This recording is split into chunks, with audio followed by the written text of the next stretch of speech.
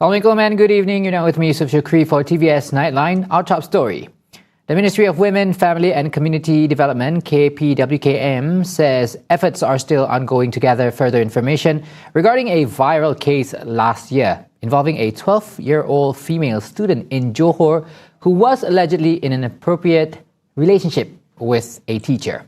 Minister Datuk Seri Nancy Shukri adds that her ministry, through its child protection officers, has attempted to contact relevant parties. However, communications have remained limited.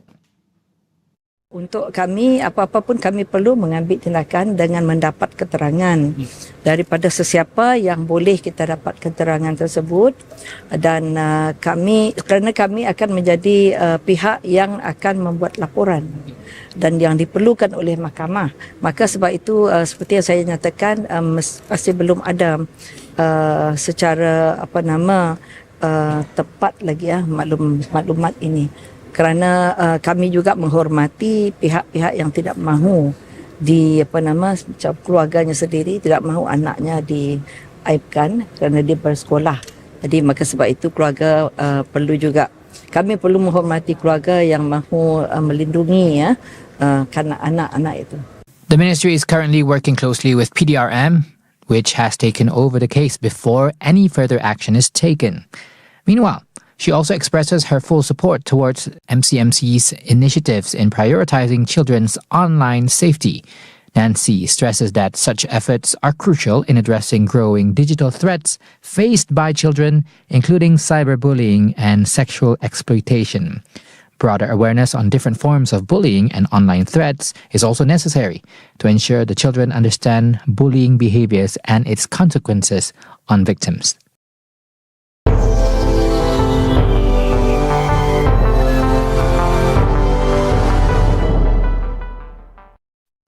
Right, a 65-year-old Malaysian citizen who was trapped in an apartment hotel next to a collapsed building in Angeles City, Pampanga, in northern Philippines, was found dead. Initially, he was able to communicate with rescuers while he was trapped under the ruins of the collapsed building, but fate had other plans, and he succumbed to his death before he was able to be rescued. We are able to retrieve one lifeless body. It's one of the guests of the hotel, at ang sabi naman ng hotel management, siya na lang daw yung naiwan na hindi nakalabas. So luckily, we are able to locate him and we are able to retrieve. Unfortunately, he's already lifeless. So what's the nationality of the victim? Accordingly, Malaysian national. Officials later identified the man as Muhammad Rizal bin Abdullah from Sabah. As of now, 26 people have been rescued after the 9-story building under construction suddenly collapsed early Sunday. 24 people were pulled from the collapsed structure, while 2 others were rescued from the nearby apartment hotel affected by the incident. At least 24 people were killed on Sunday in a suspected suicide bombing targeting a train carrying military personnel in Pakistan's southwestern province of Balochistan. According to a senior official, army personnel were among the victims in the attack in the provincial capital, Quetta, which left more than 50 people injured. Another official says the army personnel on board were traveling to celebrate the Eid holiday, which is expected to begin on Tuesday. Meanwhile, the banned Balochistan Liberation Army BLA claims responsibility in a statement to local media, saying a suicide bomber had targeted military personnel. The train was heading towards the city's cantonment area when an explosive-laden car hit one of the carriages, triggering a big blast. Reports say windows were blown out and nearby vehicles were destroyed in the explosion. Following the blast, heavy gunfire was also reported at the scene, while authorities declared an emergency at several hospitals in Quetta. The US and Iran are currently in the process of finalizing an agreement to end the West Asia war after it was largely negotiated. US President Donald Trump on his Truth Social platform says the agreement is still subject to finalization. However, he emphasized that the Strait of Hormuz will be reopened.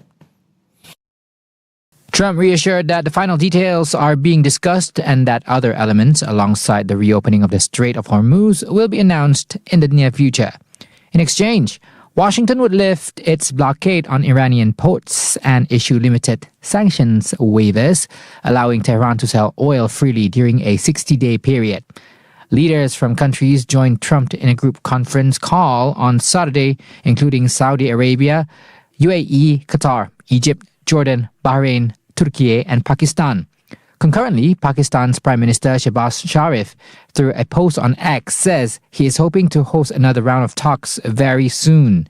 The presence of Pakistan's Army Chief Asim Munir during the phone call provided a useful opportunity to exchange views on how to proceed with the ongoing peace efforts to maintain lasting peace in the region. Since April, Pakistan have been playing a mediating role between the US and Iran delegations, with talks hosted in Islamabad, which previously has yet to produce a decisive resolution. Malaysia has expressed its hope that peace will be achieved amid negotiations between the US and Iran. Prime Minister Datuk Seri Anwar Ibrahim says both countries are currently drafting a peace deal that will conclusively end the war, stabilizing the whole West Asia region. Though many are skeptical about the finalization of a truce between both countries, Anwar says he received intel from several West Asian leaders that the current phase of negotiations is growing towards a positive direction. Malaysia has also taken note on the constructive role made by several countries in mediating the negotiations, including Bahrain, Egypt, Jordan, Oman, Pakistan, Qatar, Saudi Arabia, Turkey, and the UAE. Anwar at the same time commends Donald Trump, who now adopts a more welcoming attitude towards achieving a peace deal with Iran. Malaysia will be ever ready, he adds, to play its role in facilitating lasting peace in West Asia. Now, we've seen various reactions and announcements pertaining to the peace deal in West Asia, but just hours ago, U.S. Secretary of State Marco Rubio says the objectives of the military campaign against Iran have been achieved. While announcing that the peace deal could be reached on Sunday, U.S. time, Rubio praised what the U.S. military had achieved in weakening Iran's military capabilities significantly. When this conflict began with Iran, the goals were outlined and they were very simple. And they were very clear. We were going to destroy their navy, which we have done.